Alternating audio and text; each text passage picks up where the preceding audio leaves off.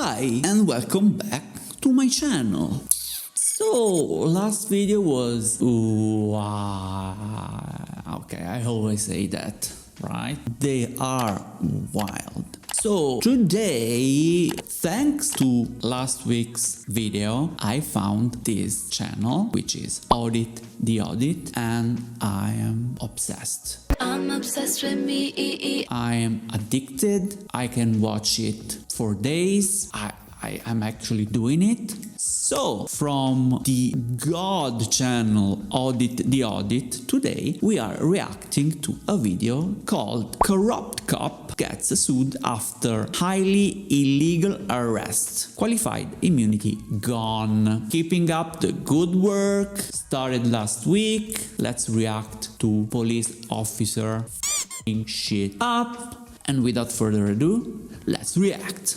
Welcome to Audit the Audit, where we sort out the who and what and the right and wrong of police interactions. This episode covers stop and identify laws, obstruction, and searches incident to arrest, and is brought to us by the United States Court of Appeals for the 11th Circuit. On June 10th, 2019, mechanic Roland Edger traveled to the Progressive Union Missionary Baptist Church in Huntsville, Alabama to repair the car of a long-term client whose vehicle had broken down in the parking lot while she was working as a teacher at the church. When he first inspected the vehicle at around 2 p.m. in the afternoon, Mr. Edger concluded that he would need to come back later with additional tools to fix the car. That evening, he returned to the church with his stepson, Justin Newby, to work on the vehicle. A security guard observed the two men working on the vehicle and called 911, reporting that the men were, quote, messing with an employee's car that was left on the lot. About 30 minutes later, Officer Krista McCabe of the Huntsville Police Department arrived, and the interaction that followed was captured on body camera.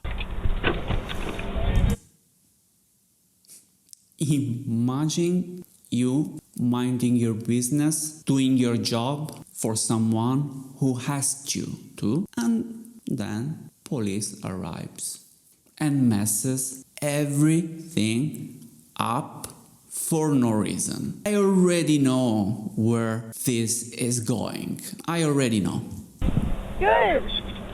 How are y'all doing? How ya doing? Taste the biscuit. Taste the goodness of the biscuit. How you doing? What y'all doing? I'm from second description. Huh? What are y'all doing? Working? Get the car. Is this your car? Here's a drive off tag. One of my customers. 1867. One of your customers? No, tell. Yeah. That's it. Your investigation is done. You can go now. Bye. Is fixing a car for a customer. That's all you need to know, baby. All you need to know. Now, can you please go? Because I'm busy here working. Thanks. Bye.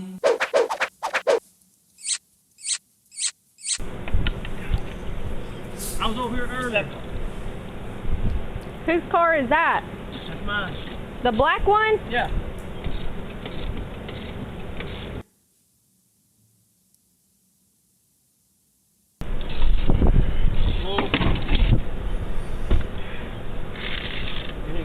She's there. All right. Take a break for me real fast, and y'all have driver's license or IDs on you? Why? Why? Are they committing a crime? I don't see any crime here. They are not stealing. They don't have guns on blazing. They are not harassing people. I don't see any crime. Why do you need driver license or an ID? It's crazy. Crazy. It's no ID. Listen, you call this lady right now. Listen, I ain't got time for this. Don't worry. I don't mean to be rude or nothing. Okay, no, you do need to give me your ID No, I or don't. driver's license. Listen, I don't want you to run me in and for nothing. Are you refusing to give me your I'm ID or telling you, driver's if you can call license? this lady on her Who's on Lerch? this car. Wait, who's Lerch there? What's going on with Lerch?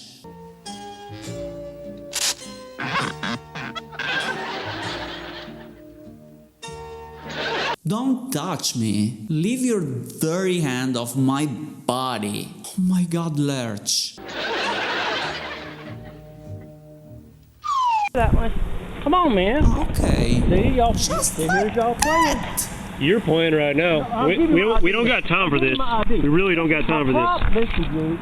Officer McCabe demands that Mr. Edger provide his driver's license, and when he refuses, Officer Cameron Paralat handcuffs him. In general, as the Supreme Court explained in the 1991 case of Florida versus Bostic, even when officers have no basis for suspecting a particular individual of criminal activity, they can ask questions of that individual and even request the individual's identification, quote, as long as the police do not convey a message that compliance with their requests is required. However, as the Supreme Court noted in the 1983 case of Florida versus Royer, quote, the person approached need not answer any question put to him. Indeed, he may decline to listen to the questions at all and may go on his way. He may not be detained even momentarily without reasonable objective grounds for doing so. I love this channel because he's so good at explaining every law. It's amazing. Go subscribe to them. His refusal to listen or answer does not, without more, furnish those grounds. Nonetheless, the Supreme Court held in the 2004 case of Heibel versus 6th Judicial District Court of Nevada that although the Constitution itself does not create an obligation for individuals to identify themselves, when officers have the reasonable suspicion necessary to detain a citizen, quote, a state law requiring a suspect to disclose his name in the course of a valid Terry stop is consistent with Fourth Amendment prohibitions against unreasonable searches and seizures. Alabama's so-called stop and identify law, which is found in section 15-5-30 of the Alabama Code, provides that a law enforcement officer, now quoting, may stop any person abroad in a public place whom he reasonably suspects is committing, has committed, or is about to commit a felony or other public offense, and may demand of him his name, address, and an explanation of his actions. Accordingly, even assuming for the sake of argument that the officers had reasonable suspicion to believe that Mr. Edger was engaged in criminal conduct, Alabama's stop and identify law would not authorize Officer McCabe to require him to display his driver's license, as the statute clearly identifies the only three things that the officers may demand of a suspect: their name, their address, and an explanation of their actions. It's written black on white, ink on paper, pixels on screen. You're committing a crime, you police. But you fucking ugly. You're not doing your job right. Nah, look at Lurch. Ugh. You don't understand the law. I do. I got three officers. Y'all know. Turn the other way. Got crushed my left arm. It's like from a free citizen to a criminal in what? 1 minute. They talked to this man 30 seconds. It's a criminal. Criminal, handcuff, go to jail now. This is crazy. This is crazy. America. He was twisting my left when I asked you, sir. All right, I'm gonna undo your cuffs. Yeah. And you twist your wrist around. Yes, sir. Lurch. I'm gonna give you my ID. I have my pocket. Hey, man, will you go stand in front of my car for me? Hold on, I'm getting my ID, man. No, we'll get your ID. Keep your wrist like that. All right. They're good now. No, look. They're good right now. They're not too tight. Okay, you're under arrest for obstruction. I didn't do nothing. All right, so if you resist any further, you will also get charged with resisting arrest. You understand? Listen, I give you my ID. I tell you what's Obstruction? Of what? He wasn't obstructing anything. Like, there's video evidence of that. It's hilarious, but I'm not smiling. I'm not laughing because it's funny. It's crazy. It's insane. They're crazy. No, this is ridiculous. I'm trying to get a customer's car here. I'm in a rush. My shop's unlocked over on Governor's Drive right now. Man. They don't care. Officer McCabe informs Mr. Edger that he is under arrest for obstruction. Alabama's obstruction statute, found in section 13A-10-2 of the Alabama Code, provides that an individual, now quoting, commits the crime of obstructing governmental operations if, by means of intimidation, physical force, or interference, or by any other independently unlawful act, he intentionally obstructs, impairs, or hinders the administration of law or other governmental function. The U.S. District Court for the Northern District of Alabama held in the 2023 case of Jennings v. Smith Fifth, that an individual's failure to identify themselves when officers have reasonable suspicion to believe that they may be committing a crime can constitute a so-called independently unlawful act that violates the obstruction statute. However, as we discussed earlier in this episode, Alabama's Stop and Identify statute does not require citizens to provide physical identification, which is the only thing that the officers requested from Mr. Edger before arresting him. And while officers have the authority to demand driver's licenses when they pull over individuals for potential traffic violations, there is no requirement under Alabama law that would require Mr. Edger to provide his driver's license in this situation, even if a court concluded that the officers had reasonable suspicion to detain him. Accordingly, it is highly unlikely that a court would determine that the officers had probable cause, or even arguable probable cause, to arrest Mr. Edger for obstruction or any other offense. Stop it. Get some help. Do you want my ID? Where's your ID? It's in the car, I'm sure. I thought it was in my pocket. Y'all down in my pocket for no reason. I said my ID is in my car. Go over and walk in and get my car. Okay, well, he's still going to check your pocket because I don't know what's in there, all right? And you're not going to get placed in my car. See?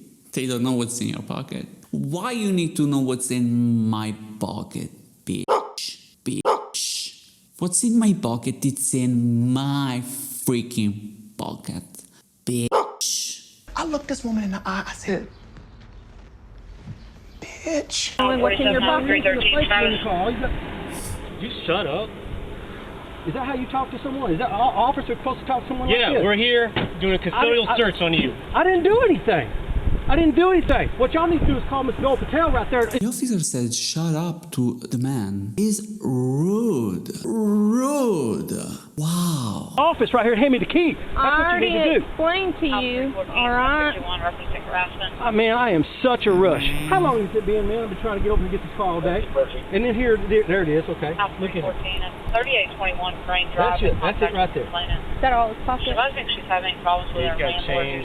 I got change and stuff like that. Come on.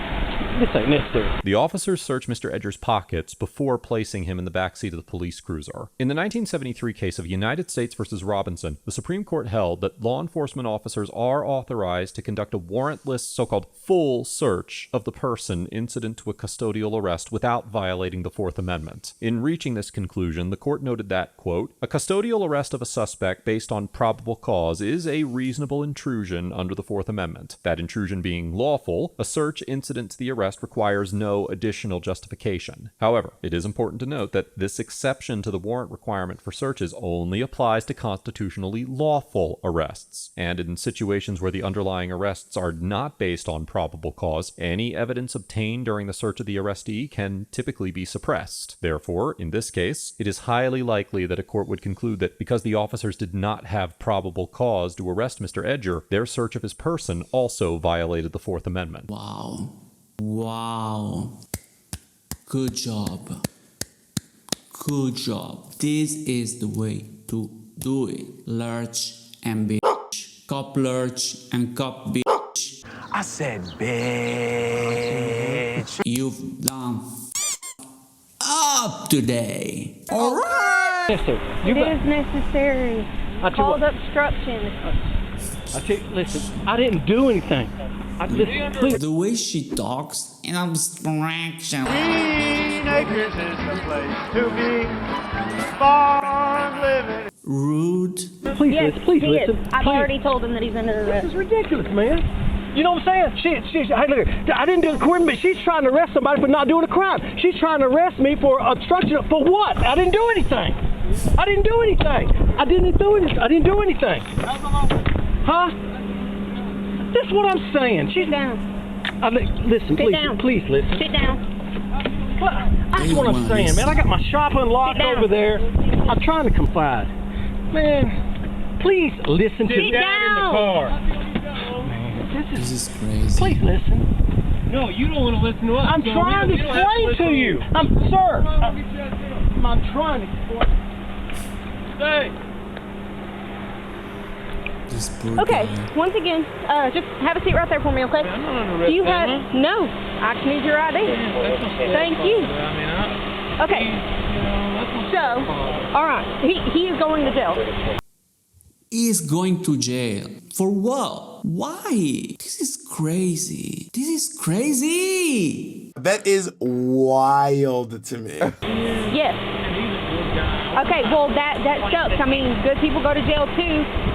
Good people, bad people, if they break the law, they break the law, they go to jail. All right? There. What was the law he broke? Fixing a car? He was fixing a car. This is stupid. Keep Manhattan. Just give me that countryside. I asked him multiple times for his ID or driver's license. Did I not? Yep. Okay. Then he refused. I asked him again if he was sure that he was refusing to give it to me. He confirmed that he was refusing to give it to me, and at that point, he is obstructing an investigation, and he is going to jail. All right? I'm out here because I got a call stating that that vehicle, okay, is an employee here, and you guys were inside the car, and you're not supposed to be inside the car. This is crazy. Last video, the Karen called because the guy was looking in his car. Now someone called because the car of an employee who called to get the car fixed, but someone called. You believe the caller. This is crazy. Why people don't mind their business? Why you need to call police because someone is working on a car? Okay, and that's fine, all right, but I'm still here making sure that you're not doing anything illegal. But it took me now, how long have I been out here? Like 5, 6, 7-ish minutes, okay? I'm just now getting to tell you why I'm here because of his action. All right, I'm just now getting to explain what I'm investigating because it's his fault now.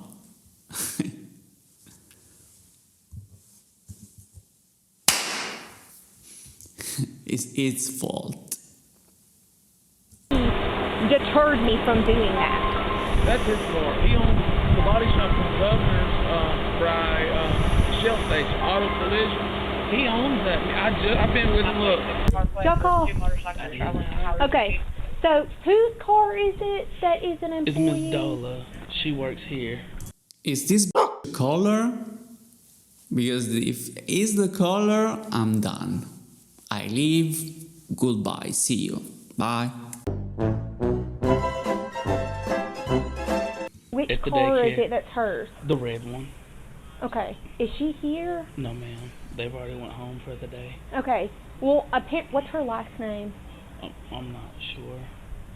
Is it Perez, maybe? Does anybody know what it is? Because I'm just a security guard and all that. I feel this is the part where they understand. They up big time. I feel it. It was them jacking up a car. You can't get away with stuff like that. Sure. Acting the way You that cannot he get did. away. All right. for stuff Refusing like to give his that. identification. I gave him plenty of opportunities to give me his ID, in which he confirmed that obstruction. They said you're going to jail for obstruction of crime. There's no crime committed. There is. You refused multiple times to identify yourself to me. You can argue that point in court. Now, what do you have? You refused to identify yourself. I'm here, you're here. See the difference? I'm here, you're here. You have to identify to me. If you refuse, you go to jail. That's it. That's it. Didn't you study math in school? 2 + 2. 25. Hey, what do you need to release to your son? Yes, sir. Yes, sir. Really? I mean, okay, do you have nothing else to say? I don't know what okay, to say. Cool. Sir, okay, hold cool. on, sir. I Okay, don't know cool. what to say. What do you need from him? Well, obviously he doesn't want to talk about that. He wants to talk about him being charged. Lurch is the worst. I don't want to talk because I have just bad words for Lurch. I have the keys to that car on the top of the car. You're free to go. You okay? couldn't just ask him for me? What's up? You couldn't just ask me who I need to call? Well, he'll be able to call someone once he gets into jail. As soon as he gets done, as soon as he gets booked done, you saw that all he wanted to talk to was either me or that officer. He didn't want to talk to you after we told him multiple times to talk to you. Like, and now the car, now what's the problem here? What are you defending? The fact that they were fixing a car, or maybe they were stealing the car, but now who cares about the car? They didn't care at all about the car. They're just butthurt because he didn't want to give them the ID. That's it. Now the car, they don't care. I can't advise they were watching along for the whole DX1. Don't do me this way. I don't need. They're leaving. I don't need my face. They're leaving like the car. I go to church. I'm a good person. Okay, Please don't. you break the law. Oh my Lord, All right. I'm so stressed. Please, what about my money and stuff? It's right here in my seat. Please don't do me this way. Man, this is gonna blow my whole paycheck trying to make some bail. Please don't. 32 on Bluebird. 32 No, hey, I know we're here now, and it's and you're not happy with me, but I'm very sorry. Okay. Like I said, all I would have done when I got there is get y'all's ID to see who you are, all right? I would have called. I'm not going to butcher his last name, all right? I'm not even going to try. I would have called that male, Oh, yeah. whoever car that was, okay? That's how it would have been. I would have called him. I would have verified that you're supposed to be there with the car, and I would have said, y'all have a great night, all right? But There was no way that you would reconsider that. no, sir. If we do that, I mean, then everyone. Would you take a moment and just let me talk to you for a second here, though? I mean, we're already at the jail. All right, let's come over here. After his arrest, Mr. Edger was charged with obstructing, but the city of Huntsville later dismissed the charge. On February 9th, 2020, Mr. Edger filed a false arrest lawsuit against Officer McCabe, Officer Paralat, and the city of Huntsville in federal court. Yes. Yes! Determining that the officers did not have actual probable cause to arrest Mr. Edger, the district court granted the officers qualified immunity. Of course. Yeah. Oh my god, this makes me so mad. Oh my god. Oh my god, oh my god. Oh my god, Lurch. I hate Lurch. Dismissed Mr. Edger's complaint, reasoning that the officers had arguable probable cause to make the arrest because a reasonable but mistaken officer could have believed that Mr. Edger's refusal to provide physical identification was a crime. Mr. Edger appealed to the 11th Circuit Court of Appeals, and in an opinion issued on September 26, 2023, the Court of Appeals reversed the district court's decision, determining that Officer McCabe and Officer Paralat were not entitled to qualified immunity. In reaching this conclusion, the court noted that, quote, "It has been clearly established for decades prior to Mr. Edger's arrest that the police are free to ask questions and the public is free to ignore them. And the state statute itself in this case is clear and requires no additional construction. Police are empowered to demand from an individual three things: name, address, and an explanation of his actions. Under this set of facts and these precedents, no reasonable officer could have believed there was probable cause to arrest Mr. Edger for obstructing governmental operations. The Court of Appeals remanded the case to the district court to move forward with the case, and as of the date of writing this episode, the lawsuit is still pending. Overall, Officer McCabe and Officer Paralat get an F for maintaining a hostile and impatient demeanor throughout the encounter, demanding that Mr. Edger show his ID when there was no legal basis to require him to do so, and arresting Mr. Edger without any probable cause to reasonably believe that he had committed a crime. This encounter escalated remarkably quickly, with the officers beginning to handcuff Mr. Edger as he was attempting to provide an explanation of his actions, which is required by Alabama's Stop and Identify statute, and ultimately arresting him for not handing over his driver's license, which is not required by Alabama's Stop and Identify statute. Although Mr. Edger offered his driver's license at least 3 times before the officers could finish handcuffing him, the officers refused to accept his ID. Look at these faces. Like, look at her. From the voice, I thought she was older.